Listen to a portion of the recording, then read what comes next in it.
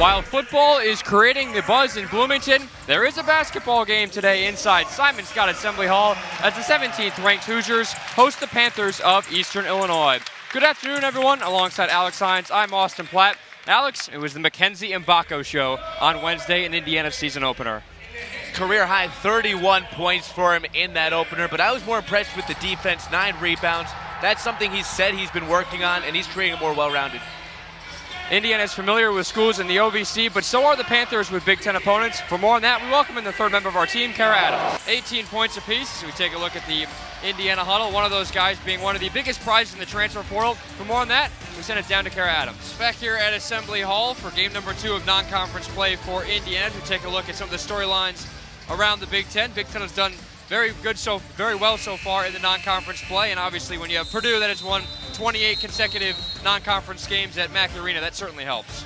No Zach Edey, no problem right now. Braden Smith, who is projected to be the player of the year in the Big Ten, showing why. In Michigan, Dusty May, we've talked about the transfers that were highly coveted. Dusty May just as good as a transfer over to Michigan, bringing in a new head coach for a team that always has had interesting pieces. Even last year when they were in the cellar of the Big Ten, they were an interesting team. See what he's able to cook up over in Ann Arbor this year.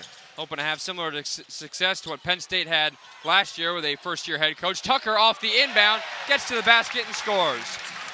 Bryson Tucker, such an interesting fit for IU this year as a two-way combo player.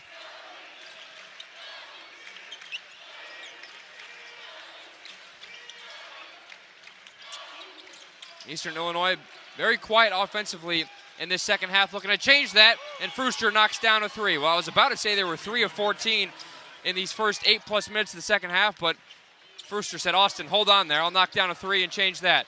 Galloway going the other way, tried to throw one down. Instead, that ball was blocked by Curtis. There was a foul in the middle of that, but Galloway went for the poster. Curtis said no, but got a little bit of Galloway's wrist as well. I went through the left arm, it looked like, to try and block it. See the confidence there from Galloway. He's done that in transition several times, but to do that off the jump says, give me some space.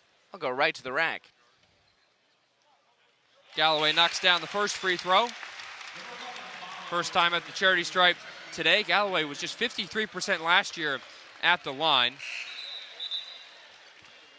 Bolies comes back in for Jacoby. Yeah, the size advantage, really seeing that in this second half. Just look at the way Ballo towers over Bolies. Bolies at 6'8", and Ballo a 7-footer. Galloway's second one is up a little bit short.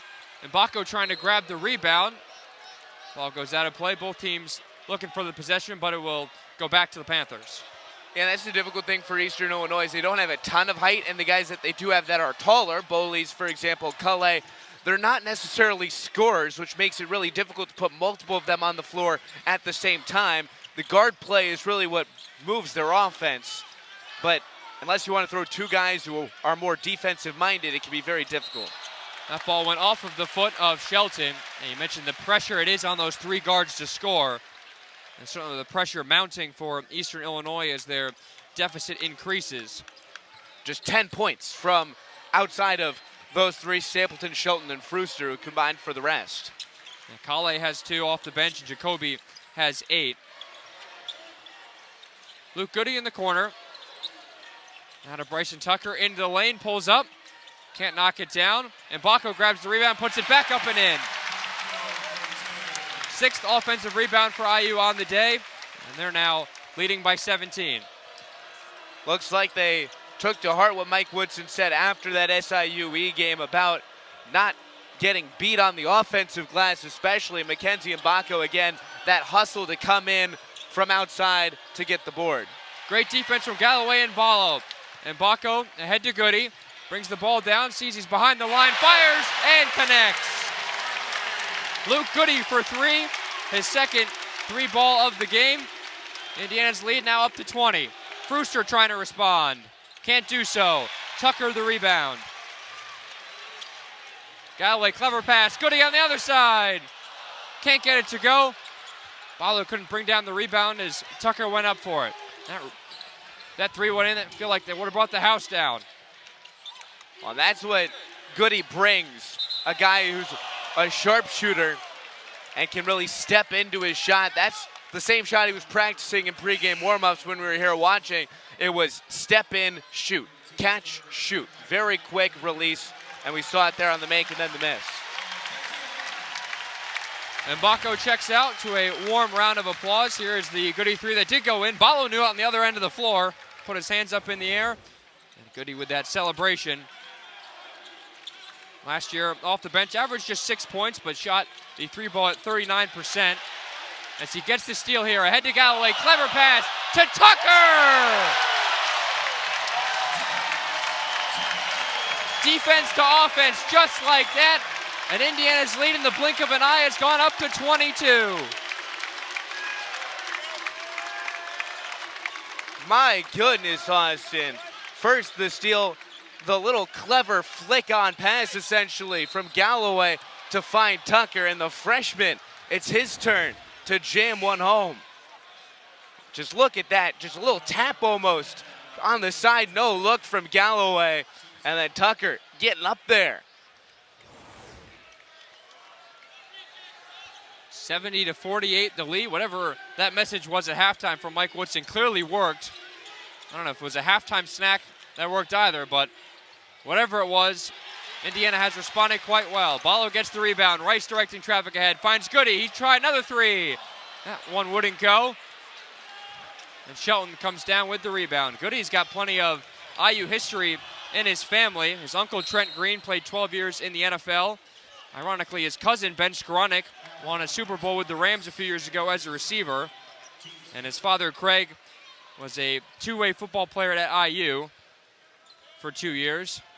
Recorded one touchdown in 1996, and he credits former IU player Matt Roth, who has trained him since 8th grade. So a true homecoming for Goody from Fort Wayne, went to Homestead rather. Well, that football heritage, I'm sure he would have enjoyed the game yesterday over at Memorial Stadium, just a little bit to the west of us. A little bit of a quick turnaround from last night's game, which started at 3:30 and definitely dragged on. Rice gets all the way to the basket and scores.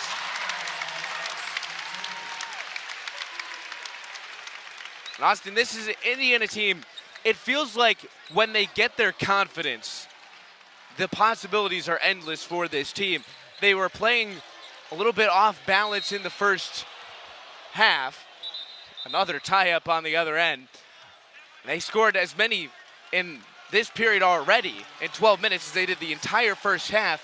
But once they've gotten things going their way, the confidence to step into a three from Goody in transition, to drive to the cup if you're Rice. It's just when they get their confidence going, it clicks. It has clicked so far in the second half as Ja'Kai Newton checks in for the first time as a Hoosier. The redshirt freshman underwent a knee procedure last August. And a two-way guard, which Indiana really could have needed last year. Top 100 player, ranked at number 64 by Rivals. He's into the game, but quickly will go to immediate timeout. Indiana up 72-48 over Eastern Illinois on Big Ten Plus.